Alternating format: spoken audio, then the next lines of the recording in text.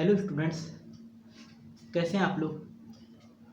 आज हमने नीट का first chapter living word complete कर लिया है और आज इसके हम कुछ प्रीवियस ईयर क्वेश्चंस के बारे में डिस्कशन करेंगे जिससे लिविंग वर्ड की अच्छी प्रैक्टिस हो जाए।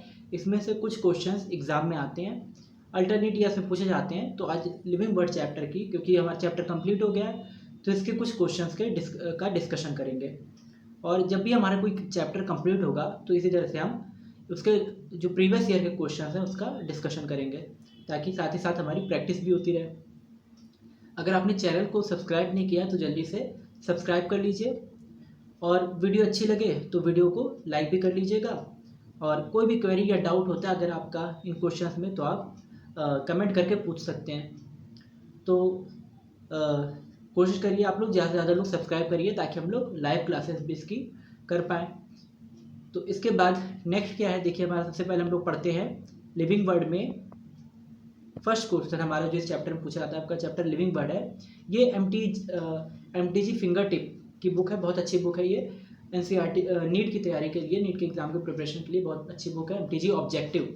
तो इसको अगर आप इसकी प्रैक्टिस करते हैं, इसमें से ऑब्जेक्टिव क्वेश्चन की, तो काफ़ी क्वेश्चन बनने के चांसेस रहते हैं इसमें से। तो फर्स्ट सबसे पहले हम लोग डिस्कस करेंगे फर्स्ट क्वेश्चन जो हमारा है। और ये सारे क्वेश्चन जो है प्रीवियस ईयर में आए हुए हैं। तो यहाँ पे करेक्ट ईयर तो यहाँ पे नहीं लिखा हुआ है, बट ये किसी ना किसी ईयर में आए हुए हैं, जैसे 2019, 2018, 2022, 23। तो इस तरह से फर्स्ट क्वेश्चन है, select the correctly written scientific name of mango which was described by Carlos Linnaeus. यानी सबसे पहले इसमें पूछा है कि साइंटिफिक नेम, कौन सा साइंटिफिक नेम जो है वो सही है मैंगो का नेम हम जानते हैं, साइंटिफिक नेम क्या होता है, मैंजीफेरा इंडिका। और ये नाम सबसे पहले किसने डिस्क्राइब किया था, किसने दिया था, कार्लोस लिनियस ने दिया था। तो कार्लोस लिनियस जिनको फादर ऑफ टैक्सोनॉमी बोलते हैं, तो कार्लोस लिनियस का ये नेम है मैंजीफेरा इंडिका, जो इन्होंने दिया। मैंगो का नाम है मैंजीफेरा इंडिका। और चूंकि ये नाम किसने दिया, कार्लोस लिनियस ने, तो लास्ट में हम लोग लिन भी लगा देते हैं, यानी कार्लोस लिनियस के नाम को शॉर्ट फॉर्म में लिन करके लिख देते हैं। तो ये मैंजीफेरा इंडिका लिन, यानी ऑप्शन ए देखिए आप लिखा है मैंजीफेरा इंडिका। इसमें दोनों लेटर कैपिटल हैं, जीनस का फर्स्ट लेटर भी कैपिटल है मैंजीफेरा, और स्पीशीज आई ये भी कैपिटल है, तो ये तो रॉन्ग है। Second, Mangifera indica Carlos Linnaeus. हमने बायोलॉजिकल नोमेनक्लेचर या बाइनोमियल नोमेनक्लेचर के कुछ रूल्स पढ़ रखे हैं कि जीनस का फर्स्ट लेटर कैपिटल होना चाहिए और स्पीशीज का पहले लेटर स्मॉल होना चाहिए। तो बी तो सही है, इसमें मैंजीफेरा में एम कैपिटल है और स्पीशीज में आई स्मॉल है। लेकिन साइंटिस्ट का नाम जो होता है, जिसने डिस्क्राइब किया है स्पीशीज को या उसका पर्टिकुलर नेम दिया है, तो उसका जो लेटर है वो हम लोग एब्रिवेटेड फॉर्म में लिखते हैं, उसका नेम एब्रिवेटेड फॉर्म में लिखते हैं। तो यहाँ पे ये इसमें मिस्टेक है बी वैल्यू में, यानी ये रॉन्ग हो जाएगा। इसमें कार्ल लिन लिखा हुआ है, हम लोग इस तरह से नहीं लिखेंगे, सिर्फ हम लोग लिन लिखेंगे, तो ये तो रॉन्ग है। सी मैंजीफेरा इंडिका लिन, यहाँ पे एम कैपिटल है और आई, मैंजीफेरा का एम कैपिटल और इंडिका का आई स्मॉल है, और लिन एब्रिवेटेड फॉर्म में लिखा है। तो सी ऑप्शन जो है आपका ये सही होगा। इसके बाद है ऑप्शन डी मैंजीफेरा इंडिका। ठीक है, सिर्फ मैंजीफेरा इंडिका दिया हुआ है, ये तो कंप्लीट नेम नहीं है। ज़्यादा जो मोस्ट सुटेबल है, अप्रोप्रिएट है, वो है आपका option C Mangifera indica Linn, यानी मैंगो का साइंटिफिक नेम। इसके बाद नेक्स्ट आता है विच of the following is against the rule of ICBN।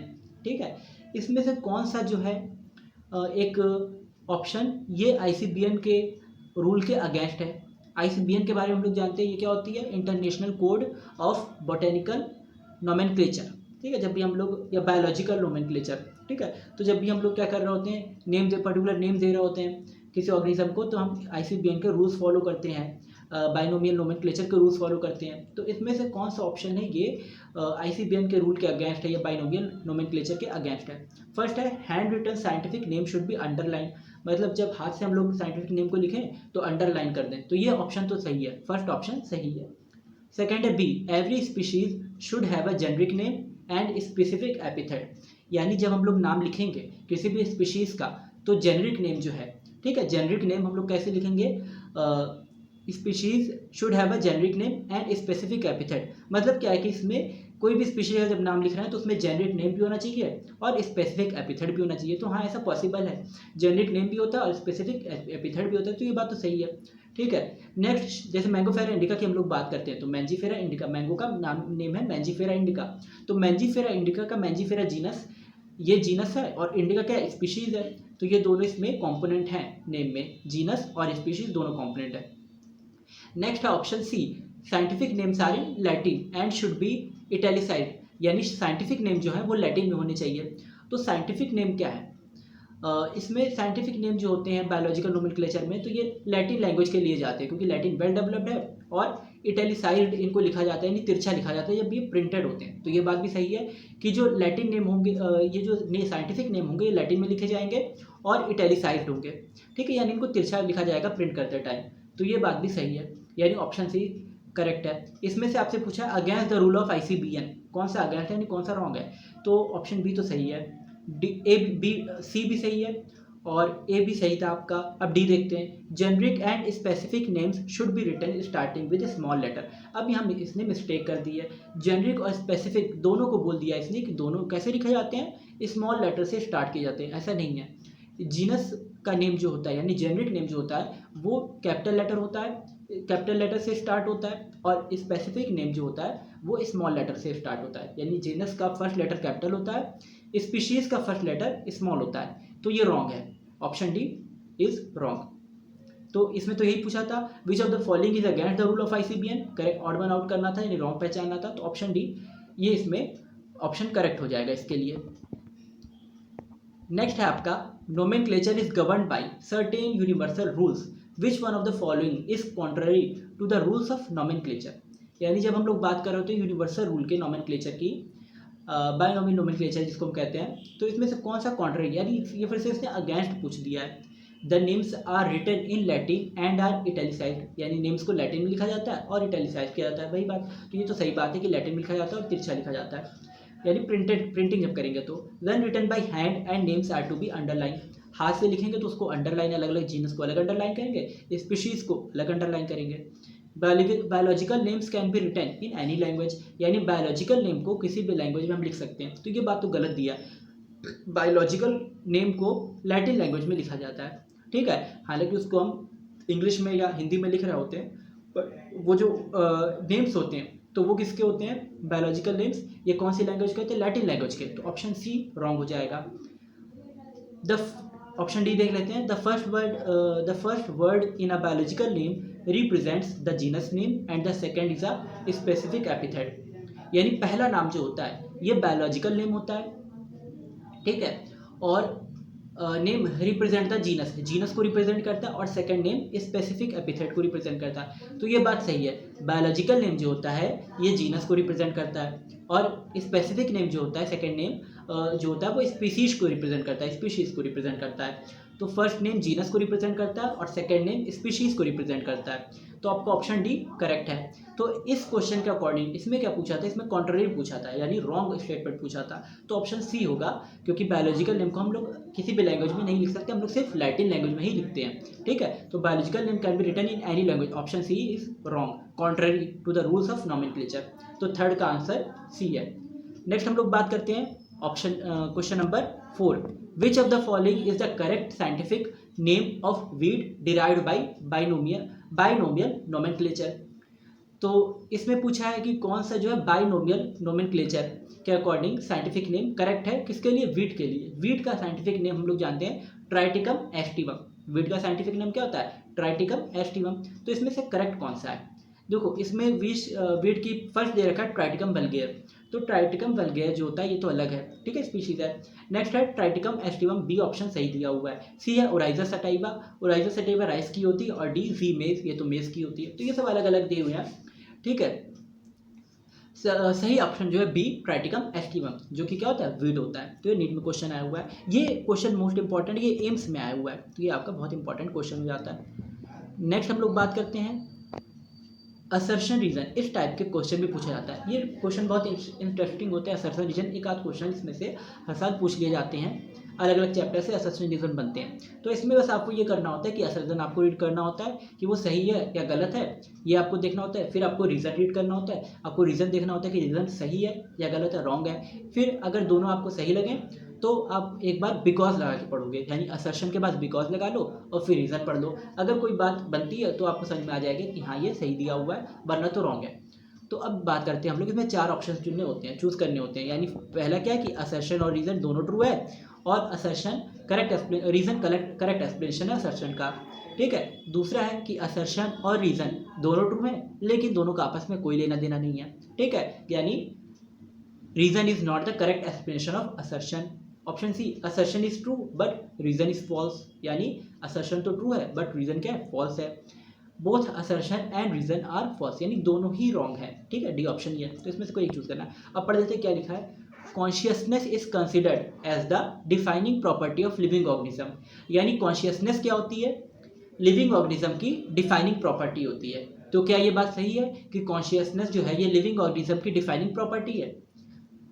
ये बात सही है, ठीक है। मेटाबॉलिज्म होता है, कॉन्शियसनेस होती है लिविंग ऑर्गेनिज्म में, तो ये तो डिफाइनिंग प्रॉपर्टी हुई। हर लिविंग ऑर्गेनिज्म में हमें देखने को मिलेगा कॉन्शियसनेस, कोई भी ऐसा लिविंग ऑर्गेनिज्म नहीं है जिसमें कॉन्शियसनेस ना हो, ठीक है। तो हर लिविंग ऑर्गेनिज्म में हमें कॉन्शियसनेस देखने को मिलती है, यानी उसको अपना जो होता है कि वो किसी न चीज़, किसी स्टिमुलाई के लिए रिस्पॉन्स करता है। कोई भी चीज़, जैसे हम लोग किसी हीट, जैसे कोई हीटर जो है यूटेंसिल है, कोई बर्तन है, गर्म बर्तन है, उसको हमने छू लिया, हीटिंग यूटेंसिल है, तो उसको जब हम लोग टच कर लेते हैं, कोई गर्म बर्तन छू लेते हैं तो हमारा हाथ हट जाता है, ठीक है। तो ये क्या होता है, कॉन्शियसनेस को शो कर रहा है, ठीक है। इसी तरह से जैसे आप फोल्ड देखो कि उसमें टच मी नॉट प्लांट होता है, तो उसमें लीव्स क्या करती है, फोल्ड करती है। जब आप टच मी नॉट प्लांट को टच करोगे तो उसकी लीव क्या करेंगे, फोल्ड करेंगे। मिमोसा पुडिका बोलते हैं टच मी नॉट प्लांट को। तो ये कॉन्शियसनेस देखने को मिलती है लिविंग ऑर्गेनिज्म में, और ये डिफाइनिंग फीचर है। All organisms from the prokaryotes to the most complex eukaryotes can sense and respond to environment stimuli. Next बोला रीजन में कि जितने भी ऑर्गेनिज्म हैं प्रोकैरियोट्स से लेके यूकैरियोट्स तक, इन सब में सेंस होता है और ये सब इन्वायरमेंट स्टिमुलाई के लिए रिस्पॉन्स करते हैं। तो ये सही बात है, कोई भी ऐसा ऑर्गेनिज्म नहीं है जिसमें क्या ना हो। मोनरा किंगडम, मोनरा की बात करते हैं, किंगडम प्रोटिस्टा, बहुत सारे किंगडम आगे आप लोग पढ़ोगे। तो इतने सारे लिविंग ऑर्गेनिज्म हैं, माइक्रोब्स हैं, ठीक है। माइक्रो जो हमें नहीं भी दिखाई दे रहे, छोटे छोटे माइक्रोस्कोप से देखने को मिलते हैं। प्लांट्स हैं, एनिमल्स हैं, फंगस है, बर्ड्स है, बहुत सी चीज़ें। तो ये सब जितने भी ऑर्गेनिज्म हैं, इन सब में हमें कॉन्शियसनेस देखने को मिलती है। तो ये कॉन्शियसनेस जो है असर्शन, अब इसमें क्या है कि ये तो करेक्ट एक्सप्लेनेशन हुआ। Consciousness is considered as the defining property of living organism because all organism from the prokaryote to the most complex eukaryote can sense and respond to environment stimuli ना। तो ये एक मीनिंग बन रहा है कि हाँ ऐसा होता है, कॉन्शियसनेस डिफाइनिंग प्रॉपर्टी है, क्योंकि हर लिविंग ऑर्गेनिज्म में ये देखने को मिल रही है। डिफाइनिंग प्रॉपर्टी हम पहले ही बता चुके हैं, डिफाइनिंग प्रॉपर्टी आपको हर लिविंग ऑर्गेनिज्म में देखने को मिलती है। तो ये इसको बोलते हैं डिफाइनिंग प्रॉपर्टी, ठीक है। इस तरह से आप पहचानोगे। और एक होती है स्पेसिफिक प्रॉपर्टी, वो सिर्फ लिविंग ऑर्गेनिज्म में मिलती है, हर लिविंग ऑर्गेनिज्म में नहीं मिलेगी, बट लिविंग ऑर्गेनिज्म में ऑनली मिलेगी। अभी यहाँ पे हम लोग बात कर रहे हैं डिफाइनिंग प्रॉपर्टी की, तो ये सब में देखने को मिली, हर लिविंग ऑर्गेनिज्म में। तो करेक्ट एक्सप्लेनेशन हुआ, दोनों ट्रू है, असर्शन रीजन दोनों ट्रू है, और करेक्ट एक्सप्लेनेशन भी है। Both assertion and reason are true and reason is the correct explanation of assertion. Next हम लोग बात करते हैं ऑप्शन क्वेश्चन नंबर 6। ये भी एम्स में आया हुआ था असर्शन रीजन वाला, तो ये आपके लिए बहुत इंपॉर्टेंट क्वेश्चन है, ठीक है। नेक्स्ट है question number 6, binomial nomenclature. Binomial nomenclature क्या होता है? Binomial nomenclature means one name given by two taxonomist, यानी जब एक ही नाम दो टैक्सोनॉमिस्ट देते हैं तो उसको हम क्या बोलते हैं? बायनोमियल नोमेनक्लेचर, ठीक है। One name given by two taxonomist. तो क्या ये सही है कि दो टैक्सोनॉमिस्ट एक ही नाम दें? ये तो थोड़ा सा रॉन्ग लग रहा है, आगे देख लेते हैं। बी वाला, two names the Latinised other of a person, ठीक है। Two names the Latinised other of a person, ठीक है। दो नाम हैं और एक ही पर्सन के हैं, ठीक है, और लैटिनाइज्ड है। एक ही पर्सन के दो नाम तो नहीं हो सकते, ठीक है। और नेक्स्ट भी देखते हैं, इसमें आगे के ऑप्शंस दिए हैं। टू बायोलॉजिकल बायनोमियल नोमेनक्लेचर के नेम्स, यानी बायोलॉजिकल नेम या साइंटिफिक नेम के बारे में पूछ रहा है। Two names, one scientific other local, ठीक है। एक साइंटिफिक होता है, एक लोकल होता है, ऐसा कुछ नाम दिया है। टू वर्ड्स नेम्स ना, तो ऐसा नहीं है, ठीक है। Two word name the first indicate genus and other species, अब ये सही दिया। तो ये एमयू में आ चुका है, यूनिवर्सिटी के एंट्रेंस वगैरह में पूछा गया है। तो ये भी आपके लिए इंपॉर्टेंट है, क्योंकि करंटली में जो यूनिवर्सिटी के एंट्रेंस वगैरह में क्वेश्चन पूछे जा रहे होते हैं, उनकी पॉसिबिलिटीज़ होती है एग्जाम में आने की, ठीक है। तो ये जो है two word names the first indicate genus and other species, दो वर्ड का नेम है, पहला जीनस है और दूसरा स्पीशीज है। तो ये तो बताया बायनोमियल नोमेनक्लेचर मतलब क्या हुआ। इसमें दो वर्ड होते हैं, इस नेम में टू वर्ड्स होते हैं, पहला वर्ड जीनस होता है और दूसरा वर्ड स्पीशीज को रिप्रेजेंट करता है। तो ये तो करेक्ट है, तो ऑप्शन डी, ठीक है। Question number 6 option D is correct answer. Question number 7, which one of the following belong to family Muscidae, Muscidae family को कौन बिलोंग करता है। तो हमने एक टेबल इसकी आपको दी थी लेक्चर, फर्स्ट लेक्चर या सेकंड, ठीक है, फर्स्ट या सेकंड लेक्चर में आपको हमने इसकी टेबल प्रोवाइड की थी, ठीक है, फैमिली के बारे में, उसमें था ऑर्गेनिज्म का, उसका पूरा था। अलग से भी इसको टेबल को आपको क्लासिफिकेशन के टेबल प्रोवाइड करेंगे दोबारा से फिर से उसकी फोटो। तो इसमें जो फैमिली म्यूसिडी है ये किसको बिलोंग करती है, house fly, fire fly, grass hopper, cockroach, ठीक है। तो फैमिली म्यूसिडी किसकी होती है, हाउस फ्लाई की होती है, हम लोग जानते हैं, मस्का डोमेस्टिका बोलते हैं, ठीक है, हाउस फ्लाई को क्या बोलते हैं, मस्का डोमेस्टिका, और इसकी फैमिली है म्यूसिडी। तो उसका आप लोग अगर क्लासिफिकेशन याद कर लो तो आप लोग के लिए बहुत आसानी हो जाएगी। आर्थ्रोपोडा में, क्लास इंसेक्टा में फैमिली म्यूसिडी आती है, उसमें मस्का डोमेस्टिका ये हाउस फ्लाई आता है। तो हाउस फ्लाई जनरल नेम है हाउस फ्लाई, जिसको हम लोग कहते हैं म्यूसिडी, ठीक है। तो करेक्ट ऑप्शन क्या है, option A. Question number 8, in the system of classification which one of the following is not a category, ठीक है। हो सकता है थोड़ा ब्लर आप लोग को दिख रहा हो, ये चीज़ें क्लियर ना दिख रही हो, इसलिए हम साथ साथ में भूल के अच्छे से एक्सप्लेन कर दे रहे हैं इस चीज़ को। और थोड़ी सी टेक्नोलॉजी की जो है इस टाइम पे लैक इस टाइम पे टेक्नोलॉजी का, तो इस मतलब डिवाइसेस वगैरह का भी, और तो थोड़ा सा लाइव में लेने में प्रॉब्लम हो रही है क्लासेस, और लेक्चर रिकॉर्ड करने में भी थोड़ी सी इस टाइम पे मुश्किल आ रही है। तो इसलिए जो है थोड़ा बहुत हो सकता है प्रॉब्लम हो, तो उस चीज़ को आगे कोशिश करेंगे कि ये चीज़ें सही हो जाए, ठीक है। थोड़ा वॉइस की भी हो सकता है प्रॉब्लम, इस टाइम पे आप लोगों को क्लैरिटी ना मिल पा रही हो अच्छे से कुछ लेक्चर्स में या इसमें, तो उस चीज़ को जल्दी सही किया जाएगा। तो चैनल पे बने रहिए आप लोग, और अच्छे से हम फरवरी तक कोशिश करेंगे कि ये जो फरवरी है, फरवरी तक आपका ये कोर्स कंप्लीट कर दें। बायोलॉजी इसमें पूरी आपकी कंप्लीट कर दिया, 11 12 दोनों की बायोलॉजी कंप्लीट हो जाए आप लोग की। तो लेक्चर्स अभी थोड़ी कुछ दिन से, अभी 1-2 दिन से तबीयत ठीक नहीं थी, तो उस वजह से आप लोग के लेक्चर्स और ज़्यादा आगे के लेक्चर्स जो है वो अपलोड नहीं कर पाए, तो ये एक प्रॉब्लम हो गई थी। लेकिन कोशिश करेंगे कि आगे इसके लेक्चर्स वगैरह जो भी हैं आप लोग को प्रोवाइड किए जाए आगे के चैप्टर्स के। तो और जो कुछ भी प्रॉब्लम है धीरे धीरे इनको सॉल्व किया जाएगा, तो आप लोग को पैनिक होने की ज़रूरत नहीं है, ठीक है। और चैनल को सब्सक्राइब अगर अभी भी नहीं किया है तो आप चैनल को सब्सक्राइब कर लीजिए। यहाँ पर आपको free of cost her cheese provide की जाएगी, ऑनलाइन जो भी कुछ कंटेंट है, ठीक है। ये कोर्स ऑनलाइन कोर्स है, ये फ्री में चल रहा है, इसमें आपको लेक्चर्स और PYQ की प्रैक्टिस सब कुछ आपको फ्री में करवाया जाएगा, ठीक है। नेक्स्ट हम लोग बात करते हैं in the system of classification which one of the following is not a category, ठीक है। जब हम लोग सिस्टम ऑफ क्लासिफिकेशन की बात कर रहे होते हैं तो सिस्टम ऑफ क्लासिफिकेशन में कौन सी कैटेगरी नहीं है ना। कैटेगरी की जब हम लोग बात करते हैं तो हमने सेकंड चैप्टर, ये हमारा जो था सेकंड वाला लेक्चर था, उसमें हमने पढ़ा था कैटेगरी, अलग अलग कैटेगरी के बारे में, क्लासिफिकेशन कैटेगरी जो होती हैं, टैक्सोनॉमी हायरार्की के बारे में। तो इसमें हमने जाना था क्या क्या होते हैं, किंगडम होते हैं, फाइलम होते हैं, class, order, family, genus, species, इस तरह से। तो इसमें क्या चीज़ नहीं है, किंगडम है इस ऑप्शन ए, तो ये तो सही है। ऑप्शन बी स्पीशीज़ होती है कैटेगरी में। ऑप्शन सी एंजियोस्पर्मी, एंजियोस्पर्मी जो है ये कैटेगरी नहीं है, ठीक है। एंजियोस्पर्मी जो है ये आपके किस में आता है, डिवीजन जैसे होते हैं, प्लांट्स में डिवीज़न होते हैं, तो उसमें ये एंजियोस्पर्मी आता है, ठीक है। तो यहाँ पे ये कोई कैटेगरी नहीं है एंजियोस्पर्मी। नेक्स्ट है जीनस, जीनस भी कैटेगरी होती है। तो कैटेगरी जो होती है ना, जितनी हमने आपको बताई, किंगडम होती है, फाइलम होता है, class, family, order, genus, species, ये होती हैं, ठीक है। ऑर्डर, फैमिली, जीनस और स्पीशीज़, तो ये कैटेगरी होती हैं। एंजियोस्पर्मी कोई कैटेगरी नहीं है, ठीक है। तो ये इसका ऑप्शन इसमें पूछा था नॉट अ कैटेगरी, कैटेगरी कौन सी नहीं है, तो ये एंजियोस्पर्मी इसका आंसर आ जाएगा, एंजियोस्पर्मी, ठीक है। सी, ये कोई कैटेगरी नहीं है, ठीक है, ये कैटेगरी का नेम दिया हुआ असल में। नेक्स्ट क्या है, study the 4 statement A to D given below and select the 2 correct ones out of them, ठीक है। अब इसमें से हमें 4 पढ़ना है, 2 को निकालना है, 2 को करेक्ट, दो सही हैं, ठीक है। तो करेक्ट को हमें चूज़ करना है। सिंपल सी चीज़ है कि हम लोग चारों को रीड करेंगे और जो 2 ऑप्शन सही होंगे तो उसको हम लोग चूज़ कर लेंगे। नीचे 4 ऑप्शन भी दिए हुए हैं, 2-2 का पेयर दिया है, BC CD AD और AB, तो इसमें से देखें करेक्ट कौन सा है। तो हम लोग पहले रीड कर लेते हैं कि क्या चीज़ें ये लिखी हुई हैं। Definition of biological, option A, definition of biological species was given bye erst mayor. तो बायोलॉजिकल स्पीशीज की डेफिनेशन अर्स्ट मेयर ने दी थी, ठीक है। तो ये चीज़ तो सही लिखी है। नेक्स्ट क्या है, photo period doesn't affect reproduction in plant, कैसे पूछा है, ये थोड़ा ओल्ड क्वेश्चन है, उस टाइम पे फोटो पीरियड वगैरह दिया रहता था, चीज़ों में अब तो ये सब चीज़ें काफ़ी कम आती हैं, एग्जाम में पूछी जाती हैं। तो फोटो पीरियड ये होता है कि लाइट वगैरह, लाइट जो होती है तो वो रिप्रोडक्शन को क्या करती है, रिप्रोडक्शन को जैसे कहीं पे लाइट ज़्यादा, प्लांट्स में जब रिप्रोडक्शन हो रहा होता है तो उस टाइम पे लाइट इसको अफेक्ट करती है, अफेक्टिंग फैक्टर होता है लाइट एक, या सनलाइट जो होती है। तो सनलाइट जैसे यहाँ पे इंडिया वगैरह साइड तो सनलाइट काफ़ी ज़्यादा टाइम तक रहती है दिन में, जब गर्मी का टाइम वगैरह होता है तो दिन में 10-10 घंटे, 8-8, 10-10 घंटे रहती है, काफ़ी ज़्यादा टाइम तक रहती है।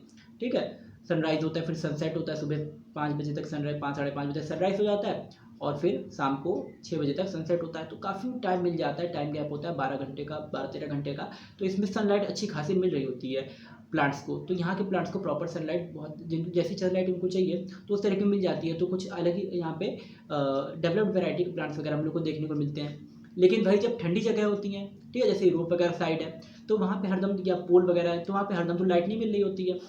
मुश्किल से 3-4 घंटे दिन में लाइट मिलती है, 4-5 घंटे सनलाइट मिलती है। और पोल्स वगैरह तो ऐसे होते हैं जहाँ पे कई कई महीने तक रातें ही रहती हैं, तो काफ़ी लंबा टाइम तक उनको सनलाइट नहीं भी मिलती है। तो वहाँ पे अलग तरह के प्लांट्स होते हैं जो कम सनलाइट में रह पाएँ, और ये फिर अलग अलग तरह से रिप्रोडक्शन भी करते हैं, तो इनका रिप्रोडक्शन भी अफेक्ट हो रहा होता है। तो ऑप्शन बी जो है ये तो रॉन्ग है कि photo period does not affect reproduction. Sunlight जो होती है ये प्लांट्स में रिप्रोडक्शन को अफेक्ट करती है, यानी वो किस तरह से अपनी जनरेशंस बनाएंगे उस चीज़ को, वो यानी ऑफस्प्रिंग्स कैसे बनाएंगे प्लांट्स, तो उस चीज़ को अफेक्ट करेगा फोटो पीरियड या sunlight. Next option C, binomial nomenclature system was given by R H. Whittaker. तो बाइनोमियल नोमेनक्लेचर किसने दिया था? आर.एच. विटेकर ने। ठीक है, बाइनोमियल नोमेनक्लेचर, क्या ये बात सही है? ये तो रॉन्ग है ना, बाइनोमियल नोमेनक्लेचर तो कार्लस लिनियस ने दिया था। ठीक है, ऑप्शन सी रॉन्ग दिया हुआ है। ठीक है, तो ऑप्शन सी भी आउट हो जाएगा, बी और सी इसको हम आउट कर देंगे, तो बचा ए और डी। ठीक है, दो बचे, तो डायरेक्ट हम सी, ऑप्शन सी इसमें करेक्ट होगा इस वाले ऑप्शन का, क्योंकि करेक्ट हमको चूज करने, तो ऑप्शन सी ए और डी ना।